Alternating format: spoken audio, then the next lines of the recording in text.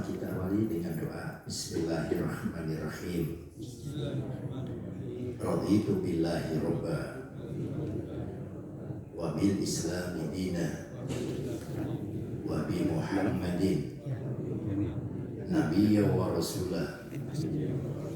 Rabbana zidna ilman nafi'a warzuqna fahma wasi'a. Allahumma rzuqna fahman nabiyyin wa hifdzal mursalin wa ilhamal malaikati al-muqarrabin bi rahmatika ya arhamar rahimin. Allahumma sallimna wal muslimin wa afina wal muslimin waghfir lana wal mu'minin wansurna wal muslimin. Allahumma a'izal islam wal muslimin fi buldani al muslimina amma wa fi baladina Indonesia khassa wa Palestin wa Rohingya wa Uyghur bisfin birahmatika ya arhamar rahimin. Amin. Kumaha daraman Bapak Ibu? Alhamdulillah sehat walafiat. Kita bisa bersua kembali ya dalam suasana aman, tentram, damai, negeri yang Allah jinawi kemahrifan ya. Hari ini kita bertemu pada season Cinta Rasul 2 ya. Kita hidupkan sirah dan sunnahnya, dan materi sebelumnya kita banyak bersyukur ya, kita ditakdirkan Allah sebagai orang yang merasa memiliki cinta Rasul, tinggal aplikasinya. Kenapa kita harus bersyukur? Ya pandai bersyukur, karena orang yang cinta Rasul itu dalam kapasitas populasi manusia hidup di dunia hanya sedikit. Berapa persen? Cuma sekian persen ya, hanya 21%. Ini pada satu dekade sebelumnya ini 21%. Itu pun masih sekte-sekte keagamaan. Ada yang Islam Kejawen, ada Islam Pasundan, ada Islam Kafakar, ada Islam Darmo Gandul, ada Islam Gandulucu, ada Islam Sabto Darmo, ada Islam Lia Edan. Lia Edan apa itu? Ya, jadi banyak sekte keagamaan ya. Sekte keagamaan, lebih dari 250 sekte keagamaan yang bergentayangan di Indonesia. Ya, belum lagi tentang Ahmadiyah, ya Ahlus Sunnah, kemudian aliran apa itu Syiah ya, Syiah dan sebagainya. Tapi alhamdulillah di Indonesia Syiahnya sudah mulai turun ya, karena tokohnya sudah meninggal. Baik, kemudian populasi muslim dan agama dunia ini, kalau pada tahun 2010 ini kita mencoba mundur ya, satu dekade, alhamdulillah sedikit meningkat muslim menjadi 23,2%. Jadi trendingnya itu naik, muslim hari-hari itu naik, tapi dalam skala internasional. Kalau di Indonesia justru menurun ya, menurun. Maka ada apa gerangan? Kalau pada tahun 77 pernah diselenggarakan sebuah simposium internasional oleh satu lembaga Islam, Liwaul Islam, bekerjasama dengan sebuah lembaga ya. Liwaul Islam itu majalah, yaitu di Mesir saat itu. Ditemukan umat Islam di samping mengalami kejayaan dan keemasannya, tapi saat itu sudah ada estimasi kemunduran umat Islam. Beberapa hal, karena dha'aful iman, lemahnya kualitas iman. Iman itu sekup, ya, posisi kepercayaan verbal, ya dhaful iman. Kemudian dhaful ilmi, lemah dalam bidang ilmu pengetahuan. Pada tahun 77 perbandingan satu negara, ya Jepang dengan Muslim dunia itu masih kita ketinggalan jauh. Saat itu satu negara Jepang sudah memiliki ilmuwan sebanyak 67.000 sarjana ahli. Sementara umat Islam dunia baru, ya kalkulasi data, yaitu 5.000 sarjana ahli umat Islam seluruh dunia. Jadi dibanding dengan satu negara Jepang saja sudah ketinggalan jauh. Dhaful iman, dhaful ilmi, ya. Kemudian dhaful tanasub wal ijtimai, lemah kesetiakawanan, persatuan antar umat Islam. Alhamdulillah, suasana akhir-akhir ini menunjukkan satu kebersamaan. Semoga qadarullah Muhammadiyah dan NU, Persis, ya, Matlabul Anwar, dan yaitu organisasi Islam lainnya. Mudah-mudahan ini suasana yang baik, ya, yang baik. Hanya masalah-masalah furu'iyah, ya, yaitu masalah-masalah perbedaan sedikit kemarin-kemarin menjadi hal yang sangat lebar, ya. Tapi alhamdulillah mungkin Allah sudah mengirim suasana yang kondusif sekarang ini, persatuan dan kesatuan umat, khususnya ya saudara-saudara kita di Muhammadiyah dan di NU secara organisatoris. Nah, rupanya Allah mempersatukan sekarang ini. Mudah-mudahan ini membawa nuansa iklim yang kondusif. Amin, ya. Dalam perkembangan umat Islam Indonesia. Dhaful iman, dhaful ilmi, dhaful tanasub wal ijtimai. Kemudian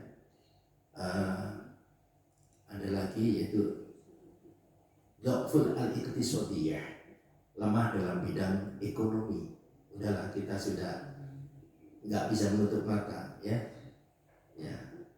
Ya memang di mana-mana sektor ekonomi kita sudah luar biasa. Tinggal hidayah Allah, semoga pelaku-pelaku ekonomi itu menjadi muslim, gitu aja kira-kira, ya, dibalik gitu aja, ya. Tapi yang pasti, ya, lemah dalam bidang ekonomi, ya. Dulu kita mencatat pada era Pak Harto, ya, penduduk Indonesia hidup di bawah garis kemiskinan 27 juta, ya. Sekarang kumaha, ya, Indonesia dalam bidang ekonomi, ya. Dulu 27 juta penduduk Indonesia hidup di bawah garis kemiskinan, ya. Dari sekian ratus puluhan juta, ya. Nah, sekarang berapa persen, ya. Masya Allah, ya. Jadi benar-benar glamour kelihatannya. Nah, kemudian yang kelima yaitu dhaful jihad, lemah dalam bidang perjuangan.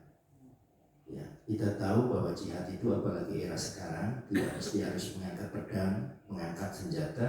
Ya, kita bisa berjihad dengan cara-cara, apalagi dengan teknologi canggih kita ini. Bagaimana berita yang ada di Palestina, ya, kita mencoba yang punya IG, gunakan IG kita, ya, suarakan untuk dunia, ya, tentang kezaliman di permukaan bumi ini. Jihad, ya, jihad. Dan yang besar adalah jihadun nafas, yaitu jihad melawan hawa nafsu. Subuh enak tidur, ya, tapi kita harus bangun. Dan rutinitas itu setiap hari begini. Rasanya kalau orang tidak punya iman dalam konteks nilai-nilai jihadnya lemah, pasti malas. Ya, datang ke masjid, ya begini aja, besok lagi ya datang masjid ke sini aja. Ya, ini Masya Allah. Padahal ukuran kualitas kebaikan, ya, dan nilai pahala di mata Allah 2 rakaat sebelum subuh nilainya lebih gede daripada dunia seisinya. Subhanallah. Ini jadi kita jaga itu, ya. Mudah-mudahan istiqomah kita membawa kita meraih husnul khotimah.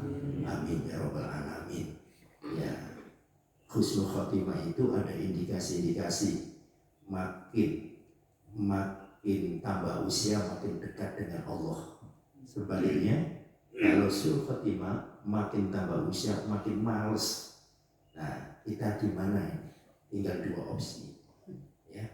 Makin dekat dengan Allah atau makin jauh dengan Allah, ya. Yang kedua, yaitu makin tambah rezeki, makin kualitas dermanya meninggi. Bukan sebaliknya, makin banyak harta, makin pelitnya setengah mati. Nah, itu diukur masing-masing. Kemarin kita rasanya sedekah berat-berat ya, tapi pada era berikutnya, alhamdulillah senang sedekah. Masjid dulu kita nggak seperti ini, sekarang luar biasa. Dan ini swadaya masyarakat ya, luar biasa. Mudah-mudahan ya dana yang kita pakai untuk bangun masjid ini nanti banallah fil jannah, Allah akan membangun sebuah bangunan di surga. Amin amin ya rabbal alamin. Nah itu indikasinya, makin hari makin derma, makin enak, makin ringan untuk membantu orang-orang lain. Itu indikasi husnul khotimah ya, khotimah. Tapi sebaliknya, kalau makin banyak harta, makin perhitungannya luar biasa, kalkulasinya luar biasa ya, kemudian diberlakukan hukum ekonomi 1 tambah 1 2, 5 kurang 1 4. Nah itu kan lakukan, akhirnya pelit ya, pelit.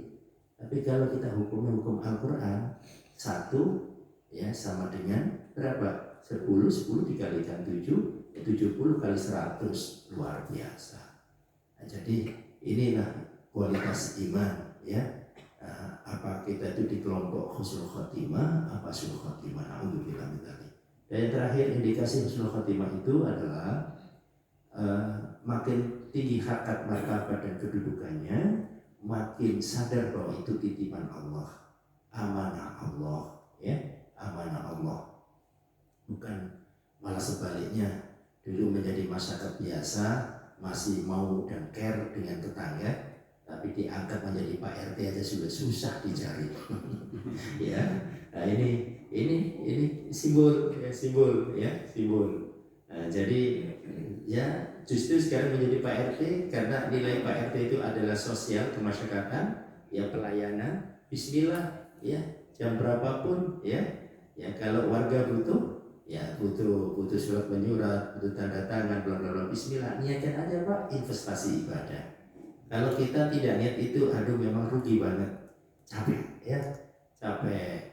Dulu hanya RT, sekarang RW kan gitu kan, ya makin meningkat. Dulu RW, sekarang lurah, itu, dan terus makin tinggi harkat martabat kedudukannya, jabatannya, makin sadar bahwa itu adalah amanah. Kalau sadar amanah, insya Allah ringan tangan dalam pelayanan, insya Allah. Itulah indikasi husnul khotimah. Ya, jadi jihad kita, jihad nafsu yang besar. Dan yang terakhir, yaitu dha'ful khuluq, lemah dalam bidang etika moral. Profesor Daros menyebutkan dari 6 masalah ya yang dihadapi umat Islam, di samping telah mereka mengalami keemasannya. 6 masalah tadi, mulai dari lemahnya iman, kemudian 5 lemahnya ilmu pengetahuan, lemahnya persatuan dan kesatuan, lemah dalam bidang ekonomi, lemah dalam masalah apa tadi yang kelima, yaitu jihad ya, dan yang keenam lemah dalam bidang akhlak. Itu kunci utama adalah akhlak, kata Profesor Daros dari Mesir ya, akhlak dan akhlak. Karena itulah kehadiran Rasulullah SAW itu karena khuluquhul Quran, potret kehidupan beliau adalah Al-Quran berjalan, kata Aisyah radhiyallahu anha. Ini. Nah, jadi kita lihat populasi muslim dunia seperti ini gambarannya.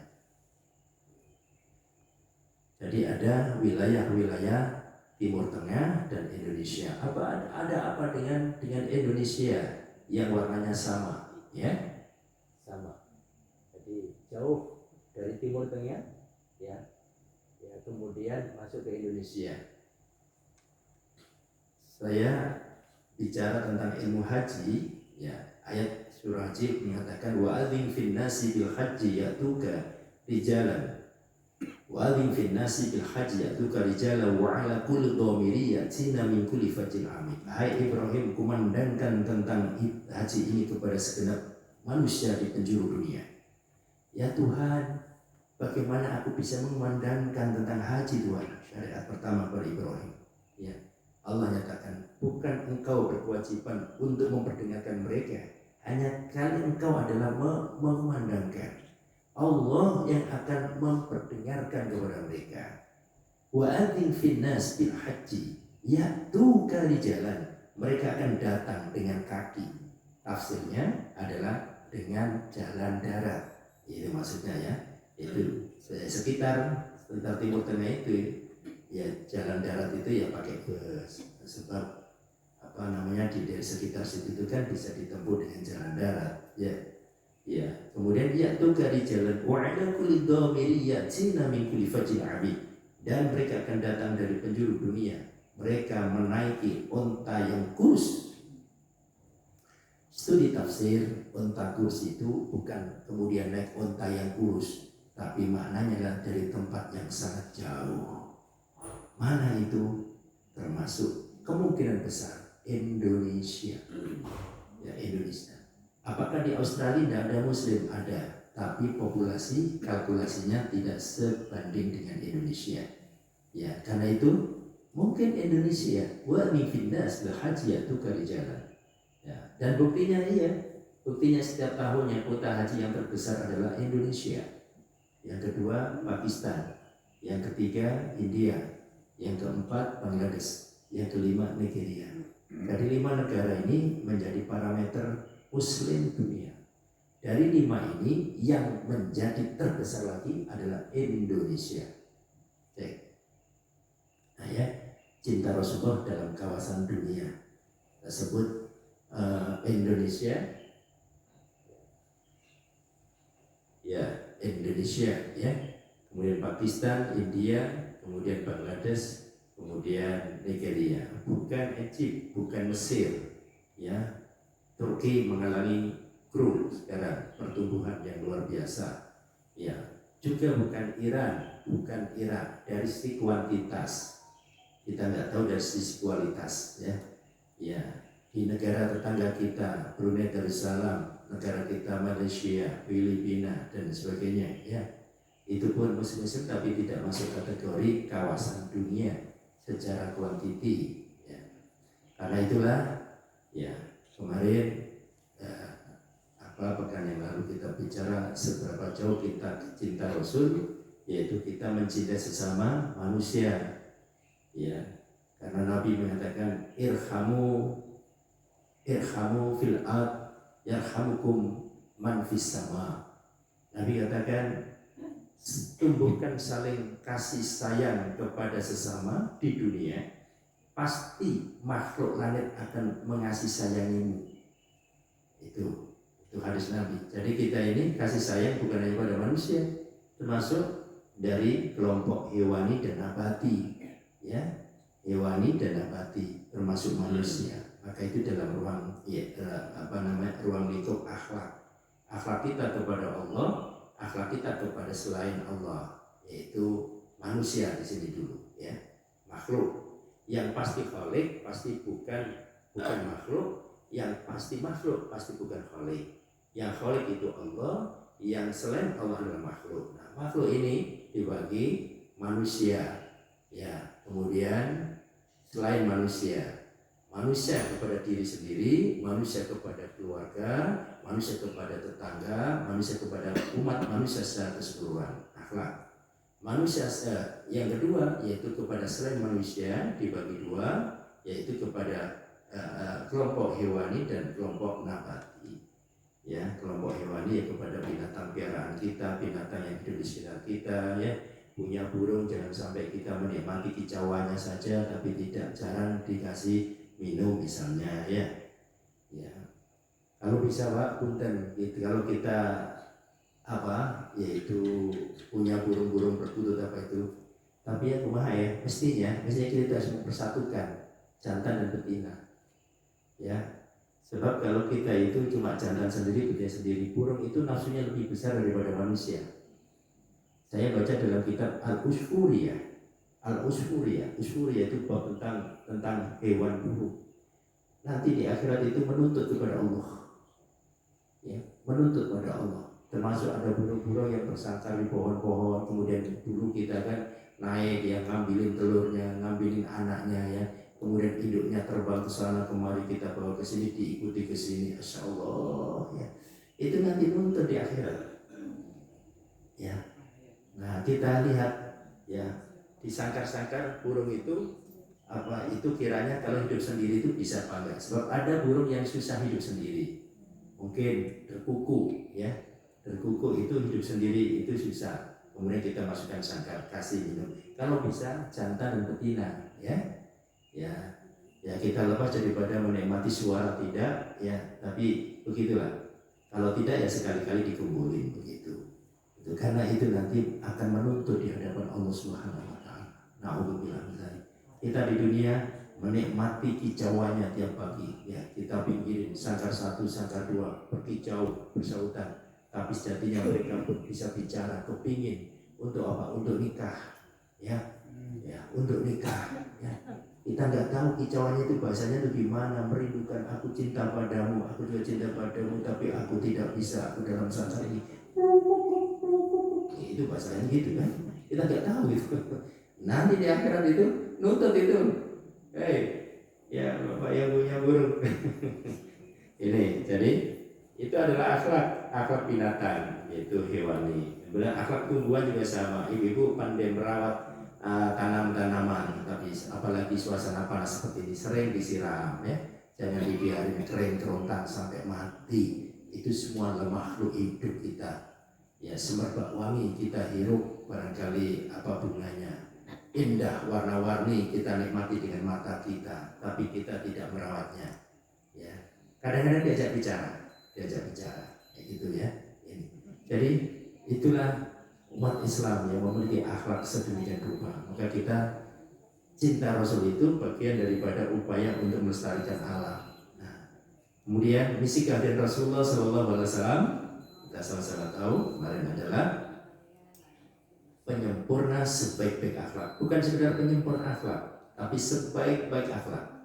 Hadisnya adalah ya liutammima makarimal akhlak. Jadi bukan sekedar utammimal akhlak.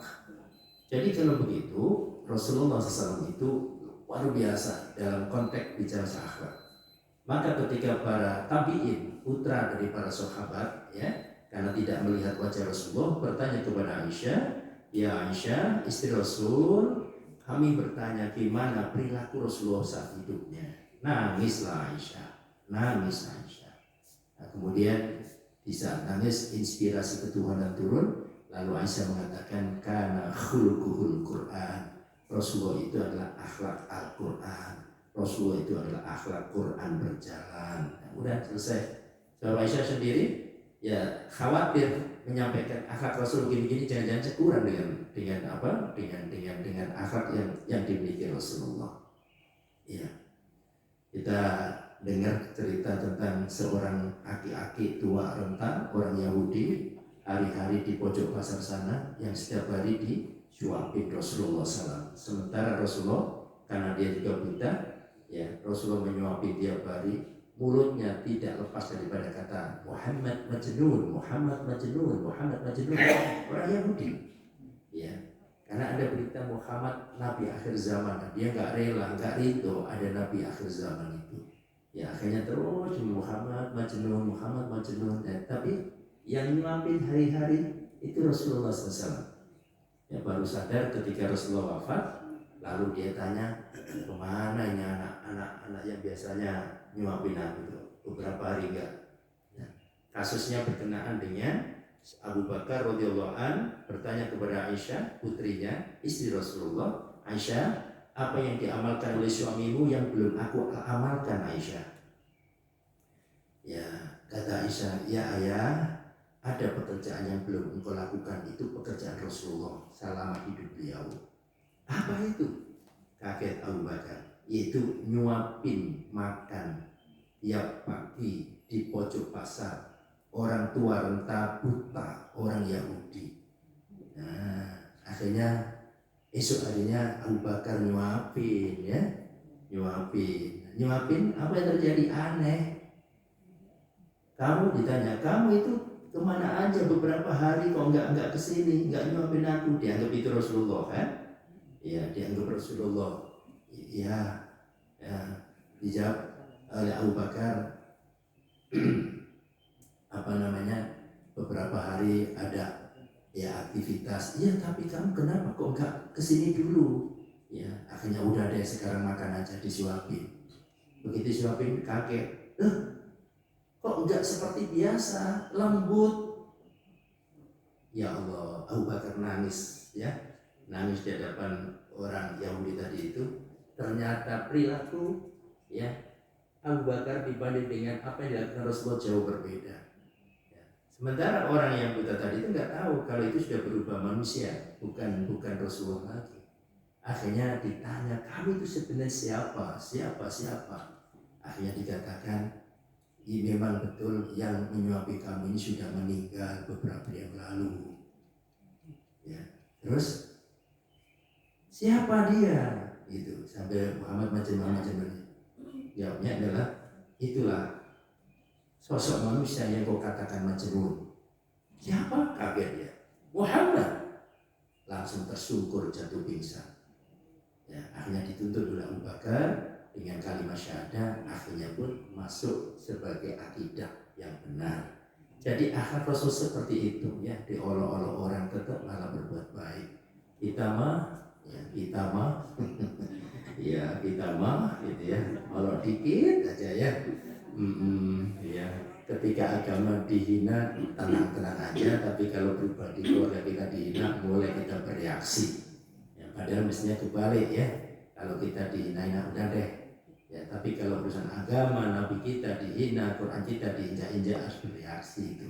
Itu sebagai kapasitas kita ingin mencintai Rasulullah SAW. Nah, segala Allah muliakan pada bagian kedua, kiat meraih cinta Rasul. Ya, kiatnya yaitu kita hidupkan sirah dan sunnah Rasulullah, di kehidupan Rasulullah SAW. Ya, pertama kuatkan kalimat la ilaha illallah ini sebagai dasar, lalu tuluskan kalimat Muhammadur Rasulullah yang kita kenal dengan syahadatain, asyhadu an la ilaha illallah wa asyhadu anna Muhammadar Rasulullah. Ini adalah kalimat tauhid. Artinya aku bersaksi bahwa tidak ada Tuhan selain Allah dan aku bersaksi bahwa Muhammad utusan Allah. Dalam ilmu dakwah tidak cukup hanya kita mengenal terjemahnya saja. Ya, aku bersaksi la ilaha illallah, tidak ada Tuhan selain Allah. Tidak cukup itu saja. Tapi kita harus mampu untuk mengerti, paham maksud dari dan tujuan kalimat la ilaha illallah. Ya, maksud dan tujuan kalimat la ilaha illallah. Apa itu tujuan dan maksud kalimat la ilaha illallah? Yaitu besarkan kebesaran Allah, kecilkan kebesaran makhluk pada diri kita. Hanya yang besar adalah Allah. Itu tujuan dan maksud kalimat la ilaha illallah. Pertanyaannya, apakah ada indikasi setiap hari dan setiap saat bahwa kita itu sudah membesarkan Allah? Nah, pertanyaan seperti itu ya. Tujuan kalimat la ilaha illallah, maksud kalimat la ilaha illallah, besarkan kebesaran Allah, kecilkan makhluk Allah dalam jiwa kita. Jadi bukan sekedar kita paham tentang la ilaha, tidak ada Tuhan illallah kecuali Allah. Itu sudah bagus. Tapi tingkatkan kembali. Masuk dalam konten yang sebenarnya. Ya. Pertanyaannya, apakah kita sudah membesarkan Allah sejatinya atau kita hari ini masih membesarkan makhluk Allah? Indikasinya adalah ya, hidup kita tidak terkesan oleh suasana dan kondisi. Kalau kita ingin membesarkan Allah, maka hidup kita tidak mudah terkesan oleh suasana dan kondisi. Lalu terkesan apa? Oleh kebesaran Allah. Contohnya bagaimana? Punten, pengajian biasanya hadir 50 orang. Suatu saat hadir cuma 3 orang. Males Itu namanya terkesan kebesaran makhluk Allah. Padahal di balik kebesaran makhluk itu ada kebesaran Allah. Sehingga yang terjadi jangan melihat jumlah berapa yang hadir, tapi lihatlah majelisnya, majelis Allah. Itu namanya terkesan kebesaran Allah. Punten, kita sama-sama sudah beri makan dan minum. Suatu saat kita merasakan dahaga, suatu saat kita merasakan lapar. Ya, kalau pertama kita yang teringat dalam pikiran kita saat kita dahaga itu adalah air atau ice cuice, naon ice cuice? Misalnya ice cuice, es jus ya, itu artinya kita masih terpengaruh oleh kebesaran makhluk. Itu maksudnya. Tuh lapar. Pikiran kita di sini, mindset kita di mana ya warung Padang. Nah, ya belajar, semuanya belajar. Karena sebetulnya ada hakikat kebenaran, ya. Hakikat kebenaran. Kalau sudah bicara hakikat, ya hakikat itu Allah, ya. Jadi kalau kita lapar, yang kita pikir itu adalah warung Padang, rumah makan Padang, ya, maka sejatinya kita masih ada benih-benih kebesaran makhluk. Ketika dalam perjalanan kita itu adalah dahaga, haus luar biasa, yang kepikir kita adalah air minuman es jus di mana ya, di gelas, aduh masya Allah gitu ya. Lah itu namanya kebesaran makhluk. Tapi yuk kita sedikit kembalikan dulu kepada Allah. Bolehlah itu kita ingat, tapi mari kita kepada Allah. Sebab bagi Allah ya, itu kalau sudah bicara hakikat, itu adalah hak Allah. Ya naru kuni bardan wa salaman ala Ibrahim. Wahai api, jadilah engkau dingin dan selamat atas pribadi Ibrahim. Kita semua sudah terlanjur mindset kita yang namanya api itu panas. Bahkan sifat daripada api adalah membakar. Ya, membakar. Di saat kita bicara api, pasti yang terbayang itu adalah panas. Di saat kita bicara masalah sambal, yang kebayang itu adalah pedas. Padahal sambal made in Sunda nggak pedas, tapi manis malahan. Ya, lah itu ya kasus-kasus seperti itu. Ya, kebayang oleh kita yang namanya di warung minum teh, ya biasa warna tawar.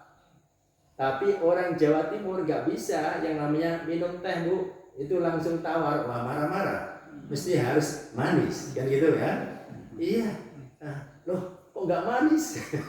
Kurang atau lupa untuk ngasih gula? Ya memang suasana seperti itu, ya. Bicara masalah alam seperti itu. Nah, saya kembali pada masalah api. Api itu panas, bahkan sifat api membakar. Bila Allah berkehendak atas api menjadi panas, kun, jadilah fayakun, maka jadilah panas. Tapi bila Allah berkehendak atas api tidak panas, kun, fayakun, jadilah engkau tidak panas dan akhirnya pun juga tidak panas. Nah, ini namanya besarkan kebesaran Allah. Ya. Benar Allah. Karena mindset kita sudah terlanjur bahwa yang namanya api itu panas, ya akhirnya panas. Ya, panas. Kebesaran Allah. Bagaimana peristiwa Siti Masita ketika disiksa dan harus masuk kepada bejana yang airnya mendidih, anaknya dicemplungkan dulu, kemudian dia melihat mendidih hanya gara-gara dia tidak bertuhan kepada Fir'aun. Ketika dia menyisir keluarga Fir'aun, sisirnya jatuh, mengucapkan innalillah, kagetlah anak Fir'aun. Ya, lalu dilaporkan kepada Fir'aun bahwa ternyata pembantunya yaitu Masita ternyata Tuhannya bukan kepada bapak saya. Akhirnya kan sampai diberikan hukuman itu. Di saat Siti Masita melihat panas, tapi anak kecil yang cemplungkan dulu mengatakan tidak, wahai bunda, masuk. Nah, itulah memang mindset manusia biasa panas. Ibrahim ketika mau dicampakkan di api unggun raksasa, Ibrahim karena imannya la ilaha illallahnya itu kuat, Allah berkehendak atasnya terjadi, ya. Allah berkehendak atasnya, ya tidak terjadi juga tidak terjadi, ya. Maka tangan diikat ke belakang, ditaruh di atas kursi pesakitan, kemudian dilempar bagaikan ketapel raksasa. Ibrahim senyum, tidak sedih, tidak apa, karena Ibrahim merasa bahwa Allah berkehendak untuk berpihak kepadanya. Maka ayatnya ya naru kuni bardan wa salaman ala Ibrahim, wahai api jadilah engkau dingin dan selamat. Itu unik Bapak sekalian, ayatnya itu ada kalimat bardan wa salaman. Di dalam studi tafsir dikaji panjang itu. Andai kata Allah hanya berfirman ya naru kuni bardan, wahai api jadilah dingin kau, ala Ibrahim atas Ibrahim. Tidak ada kalimat salaman, Nabi Ibrahim bisa jadi di api malah kedinginan. Ya, akhirnya derita. Maka ada kalimat salaman, selamat. Ya, jadi dingin dan menyelamatkan, bukan dingin malah membuat orang menggigil, kedinginan. Nah, gitu ya. Sebab dingin itu pun juga bisa jadi menjadi laknat ya. Ya, ibu-ibu, bapak-bapak sedang sakit, memang sedang panas dingin, ketika nyentuh air sedikit saja luar biasa ya. Wail, api wail, yaitu neraka wail. Wail ada api yang sangat dingin nanti itu. Jadi neraka itu juga tidak semuanya panas ya, tapi ada yang dingin, Ya, oke.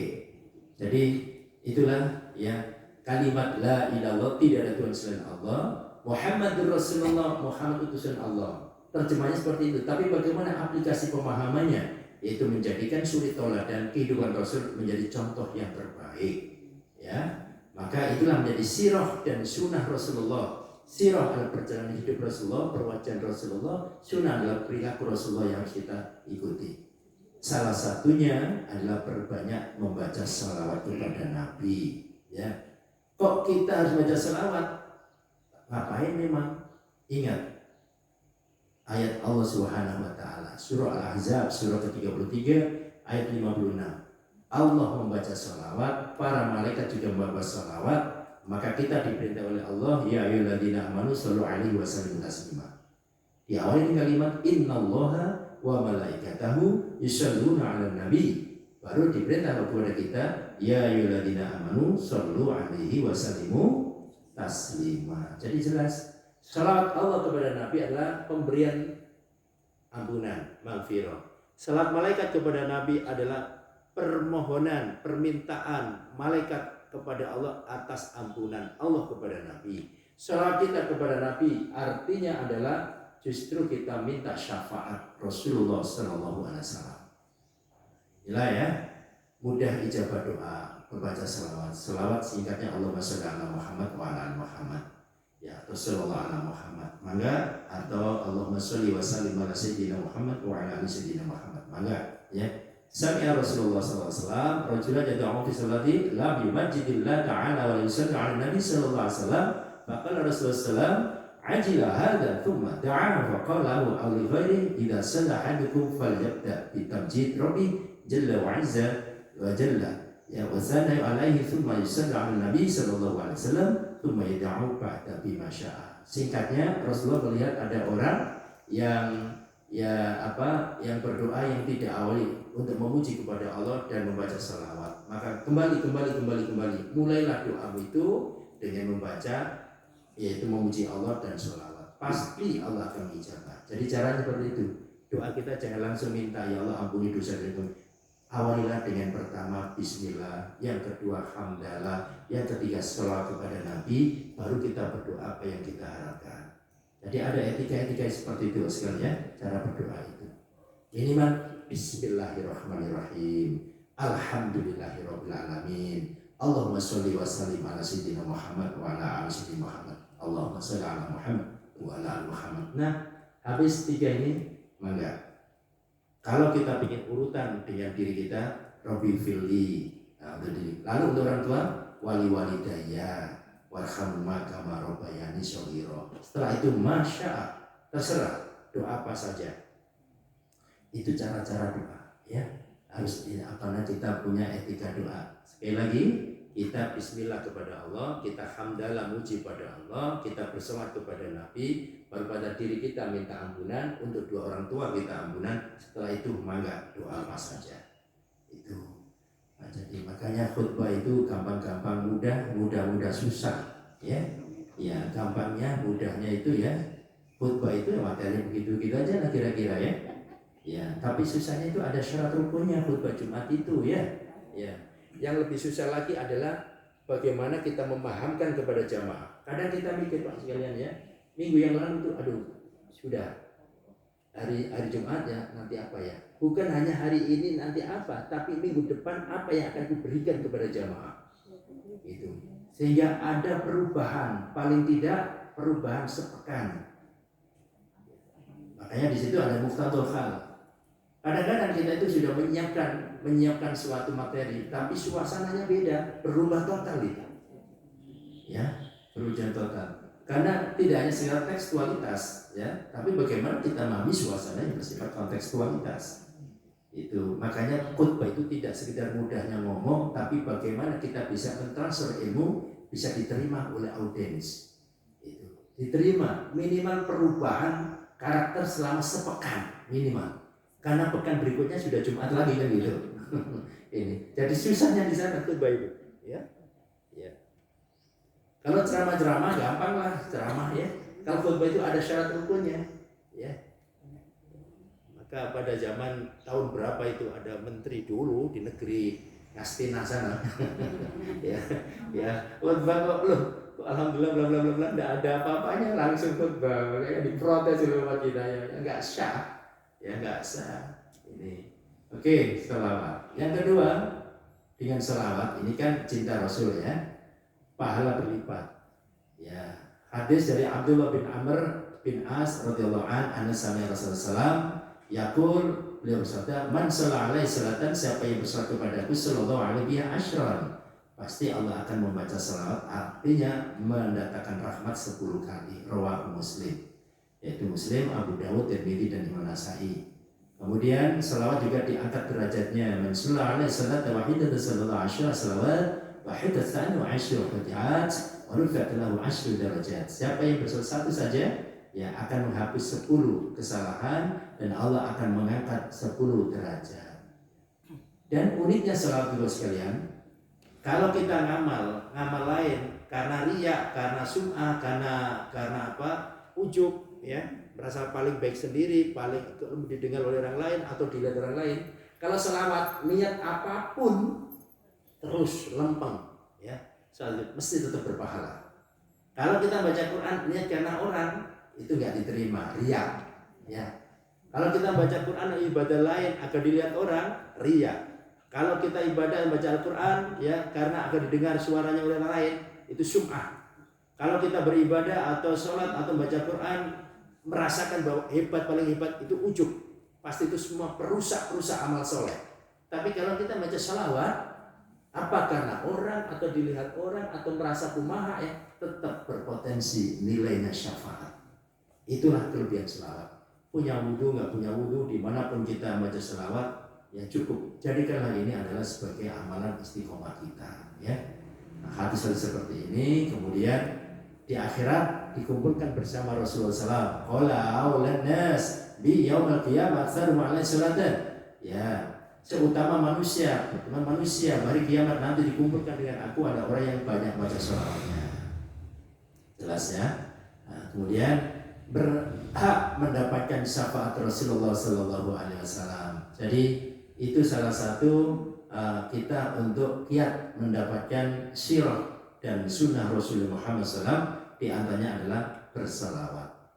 Salah satu faktor tanda untuk berimanan kita kepada Allah, ya, yaitu meyakini Rasul itu adalah apa? Uswatun hasanah. Sosok dan figur uswatun hasanah. Seperti tadi, ya, laqad kana lakum fi Rasulillahi uswatun hasanah. Al-Ahzab. Ini Al-Qur'annya. Sungguh ada pada kalian, pada pribadi Muhammad adalah suri toladan yang baik, uswatun hasanah. Untuk siapa? Menurut ayat ini ada 3 kelompok. Pertama, liman kana yarjullah, orang yang selalu mengharap ridha Allah. Yang kedua, wal yaumal akhir, orang yang percaya hari akhir. Yang ketiga, wa dzakara katsira, orang yang banyak ingat kepada Allah. Jadi orang yang bisa meraih kebesaran uswatun hasanah Rasul, itulah 3 kelompok. Orang yang selalu mengharap ridhonya Allah, orang yang percaya tentang akhirat, orang yang mengingat kepada Allah dengan sebanyak-banyaknya zikir. Maka ya kata Nabi, jadidu imanakum, qila ya Rasulullah kaifa nujadidu imanana, qol aksiru min qouli la ilaha illallah. Hai para sahabat, perbarui iman kalian. Ya Rasul, bagaimana kami memperbarui iman kami? Ya, kaifa nujaddidu imanana? Ila, lalu dikatakan, aksiru min qouli la ilaha illallah, perbanyaklah baca la ilaha illallah. Itu adalah ingat pada Allah, ya. Ya, di ayat lain, di hadis lain dikatakan, man akhiru kalami min qouli la ilaha illallah, dakhalal jannah. Siapa yang akhir kalamnya membaca la ilaha illallah, pasti dan pasti surga tempatnya. Kita latihan Pak Ibu, sebelum kita ditalkin saudara kita mentalkin diri kita sendiri. Talkin itu kan sebenarnya ketika sakratul maut itu kan, itu sebenarnya talkin itu ya. Di saat sakratul maut terjadi, kita dekatin ayat Allah atau la ilaha illallah, la ilaha. Sebagian ada mengatakan jangan panjang-panjang, cukup Allah jalan. Di saat nyawa dicabut itu biar pas tetap Allah positif, dan sampai mengatakan la ilaha. Tapi sebagian lain enggak, ajaran Nabi kan ini panjang la ilaha enggak apa-apa, itu tidak mengurangi, tidak menambahi gitu ya. Tapi yang hati-hati cukup Allah. Di saat sudah mengatakan Allah, udah jangan diribeti lagi ya, nyebut ya sudah cukup kan sudah kita dengar Allah atau sekali la ilaha illallah, udah jangan terusan, kita menjaga aja, perhatikan apa yang kita perhatikan. Barangkali pasien, orang tua kita, saudara kita yang sedang nazar itu keluar kata lain selain daripada Allah, maunya ada la ilaha illallah, dah jaga. Terus dia haus, alhamdulillah, itu harus baru lagi gitu maksudnya. Man akhiru kalam min qouli la ilaha, akhir kata bukan haus, tapi la ilaha illallah. Kalau sudah haus kasih minum, tapi minum cepat, suplai dengan kalimat bismillah. Sebab saat itulah kata Nabi, di saat orang nazar itu adalah setan itu penuh berjubel-jubel di rumahnya, ingin mencuri hatinya. Selama hidupnya dia rajin sholat, rajin puasa, rajin sedekah, rajin zakat, ya, bahkan hajinya berkali-kali. Tapi di akhir itulah iblis ingin mencuri imannya. Maka berjubel-jubel semuanya ingin punya andil untuk menjadikan dia itu kufur di hadapan Allah. Terkadang orang tua yang sudah meninggal sekian puluh tahun menjelma datang membawa kendi. Ya, teman-teman dekatnya yang sekian tahun sudah meninggal datang membawa kendi. Ya, maka dia dibikin haus saat itu.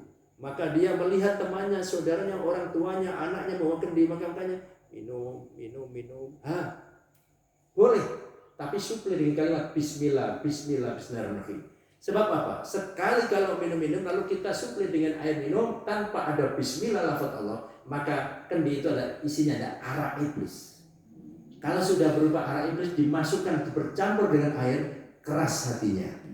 Susah untuk mengeluarkan kalimat la ilaha illallah kalau sudah masuk dengan arak iblis.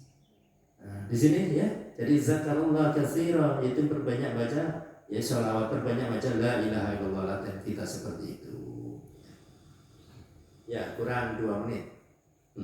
Ya, ada kalimat 12 RA. Ya, ini adalah RA itu apa? Ini saya mengkaji tentang kelahiran Nabi sebenarnya ya. Sebab 12 RA itu ada terkait dengan hijrah Nabi, kelahiran Nabi, kewafatan Nabi. Apa RA itu? Yaitu Rabiul Awal. Ya, Rabiul Awal. 12 Rabiul Awal ya. Itulah kelahiran Nabi, hijrah Nabi, wafat Nabi juga tanggal 12 Rabiul Awal. Kenapa bukan 11? Kenapa bukan 30? Kenapa bukan 15? Dan kenapa harus sama? Ini bukan kebetulan. Ternyata ini merupakan benang merah, di mana 12 RA adalah merupakan 12 perkara pedoman hidup umat manusia yang kemudian tercermin dalam 3 hal penting: iman kita, Islam kita, ihsan kita. Iman yang 6, mulai iman pada Allah, malaikat Allah, kitab Allah, Rasul Allah, hari akhir, takbir. 5 rukun Islam kita, syahadat, sholat, zakat, saum, haji, sudah 11, yaitu iman dengan Islam. Dan satu lagi ihsan. Ihsan itu cuma 1. Apa itu ihsan? Anta'budullah ka'annaka tarahu wa illam tara ka'annahu yarak. Yaitu di saat engkau beribadah kepada Allah, yakinkan engkau mampu untuk berdialog langsung dengannya. Bila engkau tidak mampu untuk berdialog dengannya, fa illam tara ka'annahu yarak, maka pastikan engkau diawasi oleh Tuhannya. Ya, jadi kalau kita Allahu Akbar, belajar semua belajar khusyuk. Kalau kita enggak bisa memahami apa yang kita baca, yakinkan bahwa di saat kita sholat kita diawasi oleh Allah. Itulah ajaran ihsan. Jadi 12, 6, 5, 1. ya, merupakan pedoman hidup bila kita lakukan selama 12 masa. 12 masa itu kan 12 bulan. Ya, nanti kembali pada 13, yaitu masa pertama lagi, tahun baru kan. Jadi kalau gitu 12 masa melakukan 12 perkara pedoman hidup, maka dia sempurna sampai mendekati ajal. Amin ya. Amin. Itulah dalam rangka kita untuk cinta kepada Nabi Muhammad SAW. Insyaallah sampai di sini. Ada pertanyaan atau diskusi, mangga? Ya, ini katanya dengan bentuk-bentuk ya, frekuensi sunnah Nabi itu nyangkut masalah apa saja, gitu ya. Ya, apa singkatnya begini, terakhir. Pertanyaannya, sudahkah selama ini kita meneladani hidup Rasulullah? Ini pertanyaan terakhir ya. Ya, sudahkah kita selama ini mempelajari hidup manusia Rasulullah, manusia sempurna? Insya Allah kita sudah, tapi hanya berapa, gitu kan? Iya, berapa, belum sempurna. Contoh sekarang berkaitan dengan ibadah mahdhu, sholat. Bagaimana sholat kita? Kita masih sering menelantarkan awal waktu, ya. Baru waktunya saja sering menelantarkan, Pak. Belum lagi tentang frekuensi gerak sholat mulai takbiratul ihram sampai salam, ya. Nah, maka Al-Quran katakan aqimus sholat, dirikan sholat, bukan kerjakan sholat, bukan imanus sholat. Seluruh Al-Quran bicara tentang aqama yuqimu. Ya, aswaqa ya kiwiko ya. Di situ adalah mendirikan. Mendirikan itu apa? Bicara masalah kualitas bukan kuantitas. Ya, kualitas bukan rutinitas. Itu. Karena mendirikan itu kualitasnya. Nah, kualitasnya apa? Termasuk menjaga waktu. 5 menit sebelum sholat kita sudah siap-siap. Ya, 15 menit sebelum adzan kita sudah siap-siap. Itu dalam rangka menjaga. Ya, bukan sering punten ya kita sering masih, makanya belum sempurna ya. Belum tidak seperti kita ya, adzan sudah selesai kemudian bahkan hampir qomat baru datang. Itu bagus, tapi itu belum dalam rangka mendirikan sholat. Masih menjadikan sholat itu adalah perkara yang menggugurkan saja. Ya. Maka beda. Orang yang sudah merasakan kewajiban berubah menjadi kebutuhan, itu luar biasa. Orang yang sudah menjadikan sholat menjadi kebutuhan lalu berubah menjadi sebuah kenikmatan, luar biasa. Jadi kewajiban itu jangan sampai menjadi kewajiban sekedar kewajiban. Kalau orang menjadi kewajiban hanya menggugurkan kewajiban, tapi kewajiban itu jadikanlah menjadi amalan kebutuhan. Kalau kebutuhan itu seperti kita, butuh apa saja, putra-putri kita, cucu kita, pengen ini pasti dicariin, Pak. Tempatnya di mana? Kurma nggak ada, cari lagi. Itu kebutuhan. Capek, nggak terasa capeknya. Itu ya. Nah, puncaknya bukan sekedar kebutuhan sekarang, tapi kenikmatan. Bisa memberikan cucu mainan ini, nikmatnya luar biasa. Nah, itu kita bisa melakukan kewajiban sholat, luar biasa nikmatnya. Jadikanlah kenikmatan sholat itu. Kalau sholat sudah menjadi nikmat, Pak, dan ini tidak perlu dibuat-buat ya. Artinya kita belajar mengarah ke sana. Ya, memang semula dipaksa-paksa. Adzan sudah datang sini, bahkan sebelum adzan kita sudah wudu. Pokoknya begitu terus. Nanti akan terjadi nikmat. Qobliyah ba'diyah itu kalau nggak biasa sekalian, itu perjuangannya luar biasa. Sholat qobliyah ba'diyah, ya. Sholat sunnah, ya. Tapi kalau sudah biasa, sekali tidak qobliyah, sekali tidak ba'diyah, itu ada sesuatu yang hampa, hilang. Masya Allah. Seperti qiyamul lail. Kalau kita sudah biasa, ya tidak sekali, itu ada sesuatu yang hilang di pagi harinya. Itu sudah nikmat namanya. Bismillah ya. Jadi kita sudahkah selama ini kita meladani hidup Rasulullah? Sudah, tapi belum sempurna. Jauh dari sempurna ya. Ya kita sudah berusaha sekuat tenaga mencontoh ibadah mahdhunya. Ibadah bermahdhu itu ibadah yang di luar paket. Misalnya kita ngomong ini sudah serius Rasulullah enggak? Atau setiap kita ngomong malah mencerminkan tetangga kita, teman kita mudah tersinggung gara-gara ceplas-ceplosnya omongan kita. Ceplas-ceplosnya ya. Seperti nggak mikir itu ya, ceplas-ceplos. Astagfirullah, teman ini kalau ngomong, ya dia ngomong biarin, yang penting bener. ini kurang ya. Wajadilhum billati hiya ahsan, harus dengan cara ihsan, bil hikmah wal mau'izatil hasanah mestinya ya.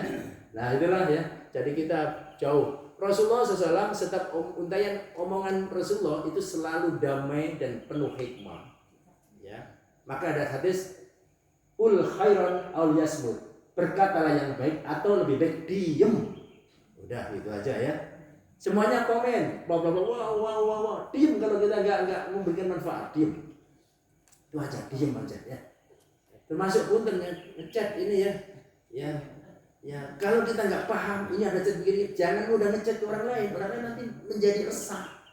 Kita sudah resah meresahkan orang lain, padahal beritanya belum ditabayun, gitu kan? Nah, ditabayun akhirnya kita lepas. Ini lebih baik diem dulu, diem jangan sampai kita bikin ngechat orang ya, berita ya, memposting berita kita sendiri malah nggak paham, perbanyak berita yang nggak benar. Tuh ya, itulah hari ini singkatnya cinta Rasulullah kita ini sudah, tapi masih jauh dari sempurna. Mudah-mudahan apa yang kita lakukan menjadi tanda cinta Rasul dan kita mendapatkan syafaatnya. Amin amin ya rabbal alamin. Sampai di sini mudah-mudahan berkah ya, sehat walafiat ya, rezeki kita, rezeki kesehatan, rezeki kita, rezeki harta semuanya berkah insyaallah. Anak-anak kita yang sekolah semoga sehat walafiat, cerdas, lancar semuanya ya. Keluarga kita yang mungkin kerja di luar kota semoga selalu dalam rahmat Allah, aman, tentram, damai, sentosa insyaallah. Kita tutup bersama dengan hamdalah. Alhamdulillahirabbil alamin. Subhanakallahumma wa bihamdik asyhadu an la ilaha illa anta nastaghfiruka wa natubu ilaik. Wassalamualaikum warahmatullahi wabarakatuh.